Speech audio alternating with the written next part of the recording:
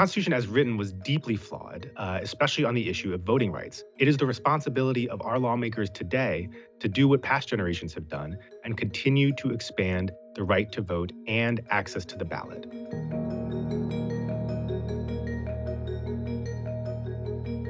The Constitution is obviously the blueprint for our system of government. At our founding, according to the Constitution, the only people who were allowed to vote were propertied white men. The people who created the Constitution made a lot of mistakes. They certainly didn't get everything right. They were deeply racist in their views. They were deeply elitist.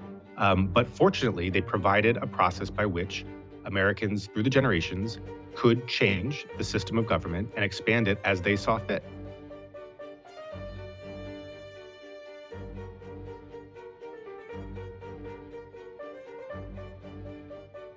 In the Jackson era of the early 19th century, the right to vote was expanded to what they called universal suffrage at the time, which is kind of ironic because by universal, they meant all men. But that was the elimination of property requirements on the right to vote. After the Civil War, in the Reconstruction era, a series of amendments were passed that expanded the right to vote, regardless of race.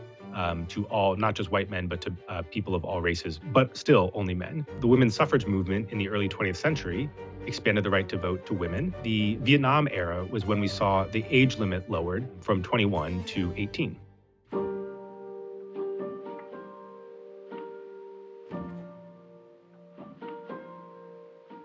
Even after the right to vote was extended in law to all Americans, it was not extended in practice. Many Americans, including Black Americans, continued to struggle to have access to the ballot and to be able to exercise their right to vote. One of the things that blocked some of these laws from passing, and particularly the laws enforcing the right to vote, was the filibuster in the United States Senate.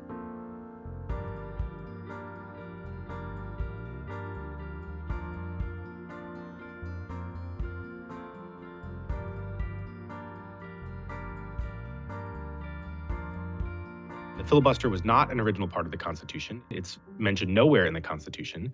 It was a legislative tactic and a tactic of obstruction that came to be developed in the middle of the 19th century and was used to promote white supremacy and advance the power of the slaveholding class. After Reconstruction, the filibuster began to be deployed to prevent laws from passing that would enforce the right to vote.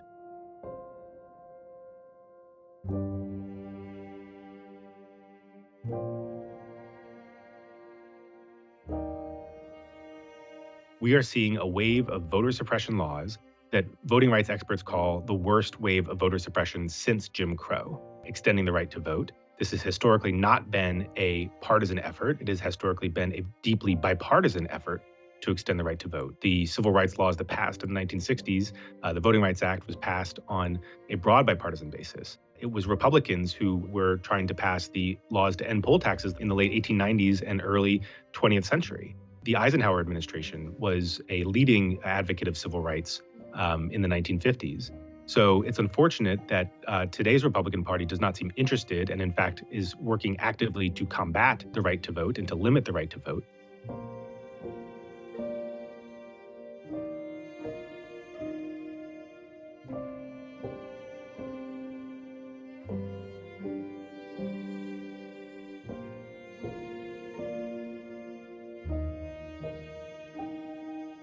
It's no coincidence that the filibuster, the same tactic that was used to block laws from passing that would expand the right to vote in the Jim Crow era, is the same tactic that's being used today to block laws that would expand the right to vote and combat voter suppression.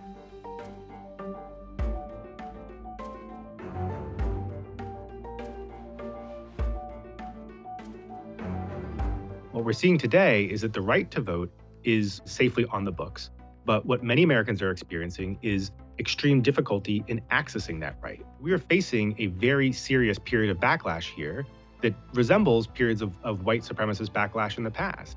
And so it is critical that we pass the laws that we need to guarantee that every American has not just the right to vote, but equal access to the ballot.